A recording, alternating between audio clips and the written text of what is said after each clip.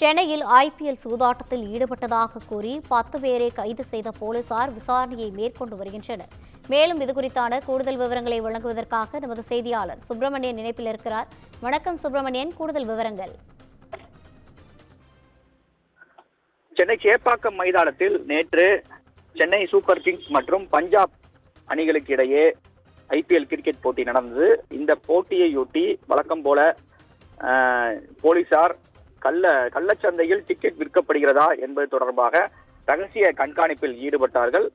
இந்த கண்காணிப்பை தொடர்ச்சியாக சென்னை சவுகார்பேட்டை பகுதியில் ஆன்லைன் சூதாட்டம் மூலமாக கிரிக்கெட் சூதாட்டம் நடைபெறுவதாக தகவல் கிடைத்தது. அதன் தொடர்ச்சியாக யானைக்கவுனி போலீசார் சம்பவ இடத்திற்கு சென்று விசாரணை நடத்திய போது 19 லட்சம் ரூபாய் பறிமுதல் செய்யப்பட்டது.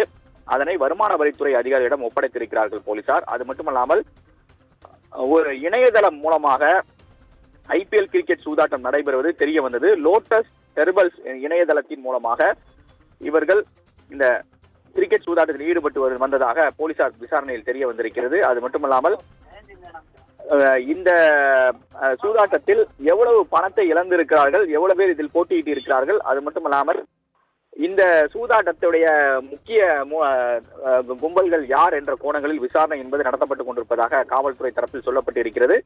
பணத்தை மீட்கும் தொகை அதே போல இந்த சூதாட்டத்தில் ஈடுபடக்கூடியவர்கள் வேலட் மூலமாக சேர்க்கப்படும் தொகையை இந்த போட்டிக்கு பயன்படுத்தி வந்ததாகவும் கூறப்படுகிறது. மேலும் இந்த சலுகை அடிப்படையில் இந்த சூதாட்டம் நடந்ததாக கூறப்படுகிறது.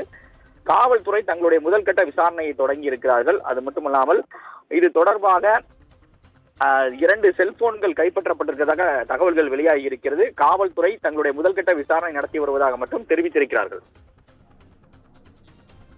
கூடுதல் விவரங்களை வழங்கியமைக்காக நன்றி சுப்பிரமணியன்.